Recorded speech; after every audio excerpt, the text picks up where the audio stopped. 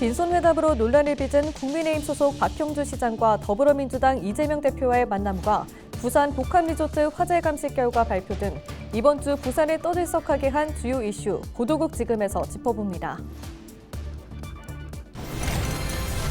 부산 전세사기 시민사회 대책위원회가 대규모 전세사기를 벌인 일당이 국민참여재판을 신청한 것을 규탄하고 전세사기범들의 철저한 수사와 엄중 처벌을 요구했습니다.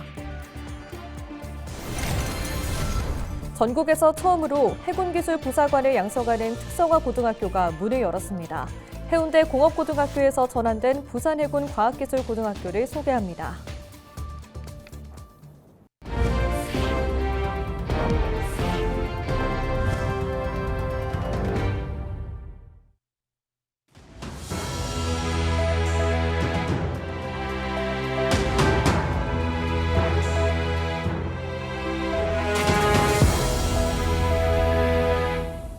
시청자 여러분 안녕하십니까? 헬로티비 뉴스입니다. 이번 주는 부산이 여러 일들로 들썩였습니다.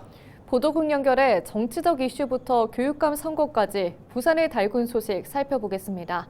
권정숙 기자, 지난 6일입니다. 박형준 시장과 더불어민주당 이재명 대표가 부산 항만공사에서 만났는데 뒷말이 무성하군요.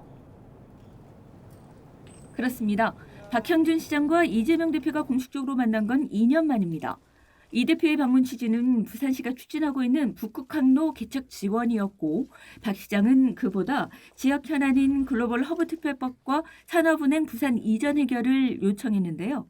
하지만 불과 20분인 면담 시간에 서로의 입장차가 좁혀지지 않으면서 박 시장은 비공개 간담회 이후 대단히 실망스럽다, 사실을 무시한 것을 넘어 부산 시민들을 냉대했다 등의 작심 발언을 쏟아냈고요. 민주당은 일정 조율 과정에서 이미 북극항로 논의만 하기로 한 약속을 박 시장이 어긴 것이라며 원하는 답변을 듣지 못했다고 부산에 애정이 없다고 폄훼하는 것은 적절하지 않다며 당황스럽다는 입장입니다. 지역에서도 의견이 분분한데요. 동의한다는 의견과 한편으론 여당 소속 단체장이 여당이나 대통령에게 협조를 구하지 않고 야당 대표에게 협조를 구하고 프레임을 씌우는 격이란 의견도 있습니다. 이 사안을 두고 부산 국민의힘 국회의원들도 6일 국회에서 기자회견을 열고 이 대표의 방문이 조기 대선을 염두에 둔 정치 꼼수라며 박 시장을 지원하고 나섰는데요. 이 대표의 이번 방문은 PK 지역에서 지지율 반등을 위한 행보란 전략도 들어있는 만큼 이번 PK 민심잡기 전략의 성공 여부는 글쎄요, 말 그대로 아직은 미지수입니다. 네, 이번에는 반얀트리 화재 짚어보겠습니다. 화재 감식 결과가 나왔는데 총체적 부실로 보입니다. 네, 우려가 현실이 됐습니다. 우선 발화 지점은 지상 1층 배관관리실에서 화기 작업 중에 불똥이 튀면서 시작된 것으로 나왔습니다. 이번 화재에서 가장 주목됐던 것이 안전조치였는데요. 먼저 이를 감시할 화재 감시자는 당시 현장에 없었습니다. 화재 감지기나 대피 유도 등 같은 소방 안전시설 설치돼 있지 않았습니다. 스프링클러 작동 여부 주의했는데요. 작동은 했지만 실제 물이 나왔는지 충분했는지 등 확인되지 않았습니다. 정상 작동하지 않았을 가능성이 있습니다. 현재 경찰은 업무상 과실치사상 혐의로 현재까지 10여 명을 입건했고 빠르면 이달 중 수사를 마무리한다는 계획인데요. 다음 주에 경찰의 추가 수사 결과가 나오는데요. 기사회생 절차도 진행 중인 만큼 유족 보상과 사고 진상 규명에 어떤 영향을 미칠지도 주목됩니다. 네, 또 부산교육감 재선거가 이제 한 달도 남지 않았습니다. 단일화도 속도를 내고 있다고요? 그렇습니다. 먼저 중도보수 측의 단일화가 빠르게 진행되고 있습니다. 단일화 통합추진위원회는 박수종, 박종필, 전향근, 정승용 4명의 예비후보를 대상으로 7일과 8일 이틀간 여론조사를 하고 있고요. 9일 단일 후보가 발표됩니다. 최윤홍 예비후보도 중도보수 성향이지만 추진위가 밝힌 기준일보다 늦게 등록하면서 포함되지 않았습니다. 이렇게 보면 다수의 진보 성향 후보와 한두 명의 보수 성향 후보 대진표인데요. 교육감 선거에 대한 시민들의 낮은 관심으로 현재는 투표율도 낮을 것으로 예상이 되는데 이에 따라 적은 표를 두고 치열하게 경쟁해야 하는 만큼 추가 단일화 여부도 주목되고 있습니다. 네, 부산 소식 살펴봤습니다. 지금까지 보도국 권정수 기자였습니다. 요즘 학령 인구 감소로 문 닫는 학교도 많습니다. 직업계 고등학교는 학생 모집이 더 어려운 상황인데요. 이런 위기를 극복하고 새로운 항해에 나선 특별한 학교가 부산에 있습니다. 바로 전국 최초로 해군 부사관을 키우는 부산 해군과학기술고등학교인데요. 차선영 기자가 소개합니다. 앳된 얼굴의 학생들이 정복을 차려입고 거수경례합니다. 조선기자재 특성화 고등학교였던 해운대 공업고등학교가 부산 해군과학기술고등학교로 전환해 첫 신입생을 받았습니다. 전국에서 처음으로 해군 부사관을 키우는 특성화 고등학교가 탄생한 겁니다. 올해 총 96명의 신입생 중 84명은 부산 지역 학생, 나머지 12명은 대전과 전북 남원, 경남 창원 등 타 지역에서 입학했습니다. 학령 인구의 감소로 인해 가지고요. 학생이 상당히 줄었거든요. 그것뿐만 아니라 지급계고 기피하는 현상이 사실 많이 있는 와중에 부산시 교육청에 지급계교 체제 개편 일환으로 학생들이 지역 정규도 상당히 많이 할 수 있고 학생들이 진로도 확실히 할 수 있는 학생 수 급감에 더해 직업계고 기피 현상으로 매년 정원이 미달돼 추가 모집을 통해 겨우 학생들을 채웠지만 올해는 사정이 달랐습니다. 1.3대 1 이상의 입학 경쟁률을 보인 겁니다. 신입생들은 정해진 인증 기준을 통과하면 졸업과 함께 전원 해군 기술부사관으로 임관됩니다. 이를 위해 지난해 3월 부산시 교육청과 해군본부, 해운대 공고가 업무 협약을 맺었습니다. 이와 함께 본인의 의지만 있다면 대학에서 학사 학위를 취득할 수 있습니다. 최대한 학교에서 자격증 이런 걸 많이 딸 생각이고요.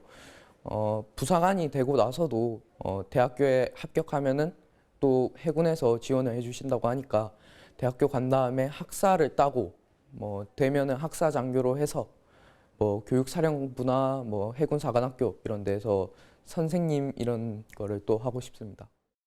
학교에선 해군 기계과와 해군 전기전자과 두 개과로 기본 운영되는데 학생들의 적성에 맞춰 선택의 폭을 넓혔습니다. 보수라든지 추진기관, 축이라든지 전기전자 직종에서 조금 힘들어하는 학생은 무장사통 직종도 할 수 있게 해가지고요. 진해 교육사령부에서 교육을 일주일 동안 시켜가지고 학생들이 자기 적성에 맞으면은 그 부분에 이제 무장사통에도 직종에도 선택할 수 있도록. 학교는 최신식 시설과 기자재를 구축하고 해군 교육사령부, 해군 작전사령부와도 협력해 학생들을 대한민국 최정예 기술부사관으로 키워낼 계획입니다. 부산 해군과학기술고등학교가 인재 양성의 요람으로 성장하기 위한 항해의 닻을 힘차게 올렸습니다. 헬로티비 뉴스 차선영입니다. 부산 전세사기 시민사회대책위원회가 전세사기 피해 구제와 실효성 있는 대책 마련을 촉구하고 나섰습니다.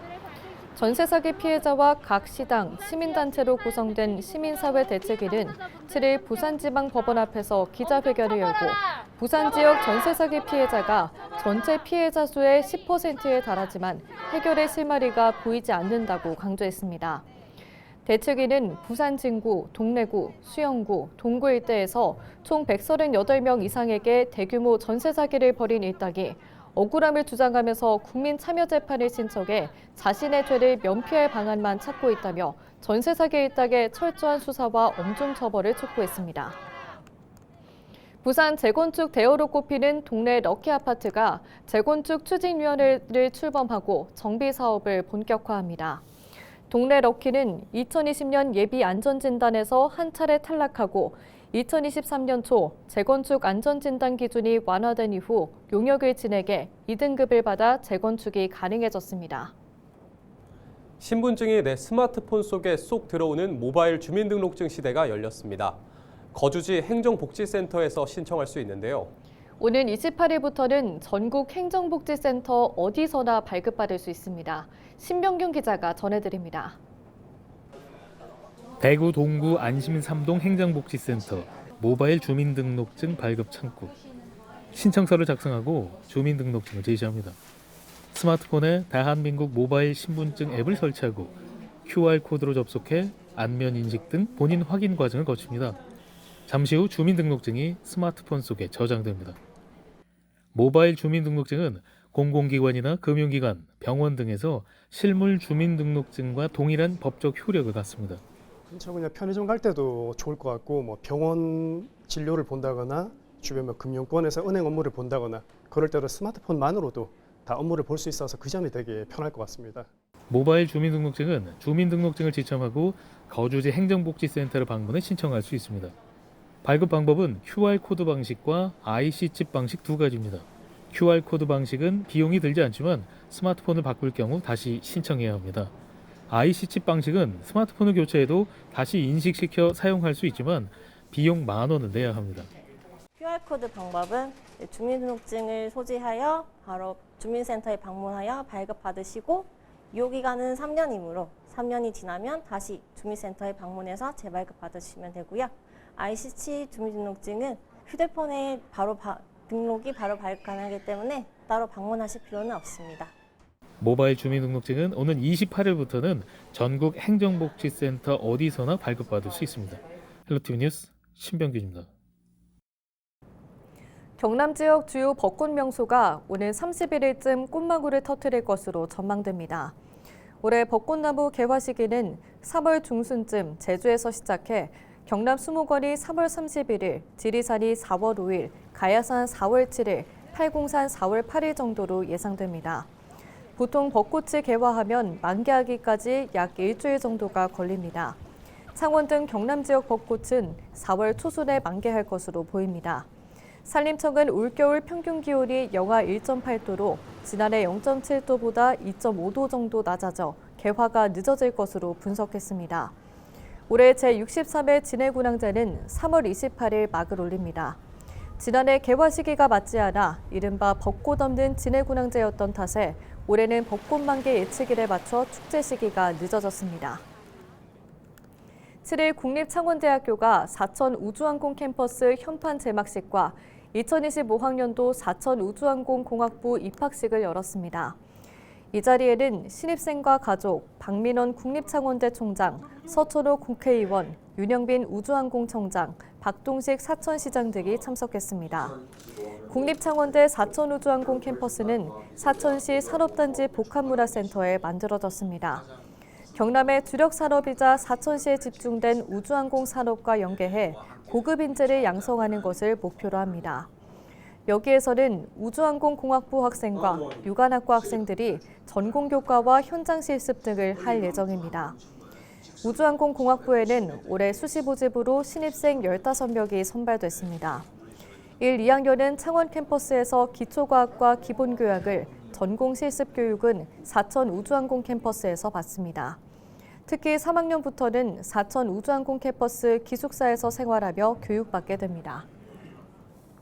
기장군 옛 한국유리부지에서 14만 5천여 제곱미터 부지에 지하 2층, 지상 48층, 1,968가구 규모의 공동주택과 숙박시설, 해양문화관광시설 등을 건설하는 공사가 진행 중인 가운데 해당 부지에서 발암물질인 비소가 검출된 것으로 확인됐습니다.